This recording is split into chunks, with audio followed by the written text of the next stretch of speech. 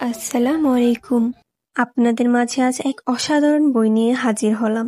বই কিনে কেউ দেউলিয়া হয় না, কথাটির মর্ম এই বইটি পড়েই বুঝতে পারলাম। ফেসবুকে পড়া উপন্যাস ও বই কিনে পড়া উপন্যাসের মাঝে ব্যাপক পার্থক্য রয়েছে। দুটোই লেখকদের পরিশ্রম, কিন্তু একটি তারা বিনামূল্যে দেয়, অন্যটি দেয় অর্থের বিনিময়। এবং আমরা পাঠকরা যখন অর্থ দিয়ে বই কিনি, তখন অবশ্যই আশা করি অর্থের খরচটা যেন সার্থক হয়।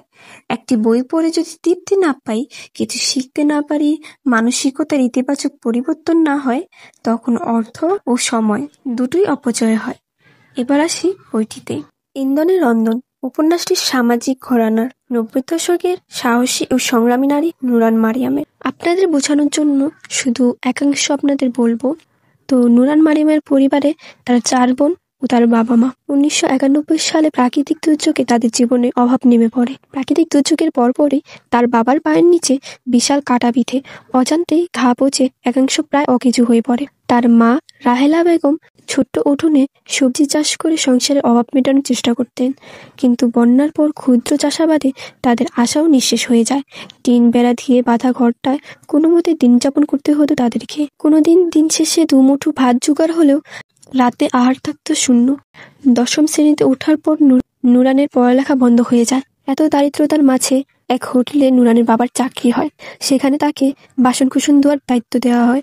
কয়েকদিন পর তার বাবার ভীষণ অসুস্থ হয়ে পড়ায় বাবার বদলে খুব কষ্টে নুরান চাকরিটি করে। সেখানে খারাপ দৃষ্টি, টিটকারি ও নানান অশ্লীল মন্তব্যের শিকার হতে হয়। তবুও সংসারের হাল ধরতে তাকে সেই কাজটি চালিয়ে যেতে হয়। কিন্তু ভাগ্যের বিধিবশ 4 মাস যেতে না যেতেই হোটেলের মালিক মারা যান, যার দরুন মালিকের ছেলে হোটেলটা বন্ধ করে দেয়। নুরানের জীবনে এই সংকটের মাঝে সে সিদ্ধান্ত নেয় হোটেল খুলবে। এক কাঠের মিলে সওদাগরের সাথে তার চুক্তি হলো, কিন্তু সেখানেও তার স্বপ্ন পূরণের আগেই বিপত্তি ঘটে। একের পর এক উত্থান পতনের সম্মুখীন হতে হয় তাকে। এরপর সেই কাঠের মিলে সওদাগর তাকে এক চমৎকার বুদ্ধি দিল। জমিদার বাড়িতে বড় সরাইখানা দেওয়ার পরামর্শটা নুরানের কাছে মন্দ মনে হলো না। সে খুব ভেবেচিন্তে সওদাগরের বুদ্ধিটি কাজে লাগানোর চেষ্টা করলো। জমিদার বাড়ির মালিকের সঙ্গে কথা বলে সে জায়গায় সরাইখানা দেওয়ার অনুমতি পায়। এরপর তাদের হোটেলের নাম হয় নুরান হোটেল। এই যাত্রা কম সংগ্রামের ছিল না। এরপর হুট করেই নুরান মারিয়ামের জীবনে আগমন ঘটে এক বিরল চোখের খলনায়কের।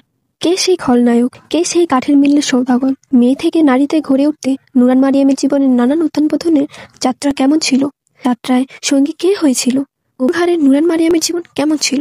তখনও কি তার লড়াই চালিয়ে যেতে হয়েছিল? সব জানতে পড়ুন ইন্ধনের রন্ধন। এবার আসি পুরো উপন্যাসটির নামকরণের। ইন্ধনের রন্ধন সাধারণত এর আক্ষরিক অর্থ জ্বালানিতে রান্না করা বোঝানো হয়, কিন্তু আমরা পাঠিকারা সবসময় রূপক অর্থ খুঁজে বেড়াই। একটি বইয়ের নামের মাঝে যখন গল্পের মূল ভাব লুকিয়ে থাকে, তখন বইটির সৌন্দর্য যেন আরও শোভা পায়। অবশ্য আমি যদি ভুল না হই, তাহলে ইন্ধনের রন্ধন নামের রূপক অর্থে আগুনে রান্নার আড়ালে লুকিয়ে আছে এক অবিরল সংগ্রাম। জীবনের প্রতিটি কাজে প্রয়োজনীয় তাগিদ বা শক্তির ধারা সাফল্য অর্জন। যদি ভুল ইন্ধন যেমন হিংসা, রাগ, লোভ ব্যবহার করা হয়, তবে যেমন খাবার নষ্ট হয়, তেমনই জীবনের কার্য নষ্ট হতে পারে।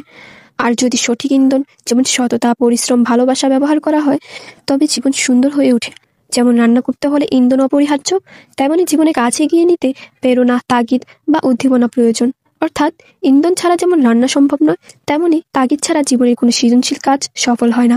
এই বইটি কিন্তু শুধু সামাজিক বই না, বেশ রোমান্টিকও। তো আপনারা যারা রোমান্টিক বই পছন্দ করেন, তারাও এই বইটি পড়তে পারবেন। আমি আপনাদের চোখ বুঝে বলতে পারবো, এই বইটি অসাধারণ। বিশ্বাস করুন, বইটি কিনে বিন্দু মাত্র আফসোস হবে না।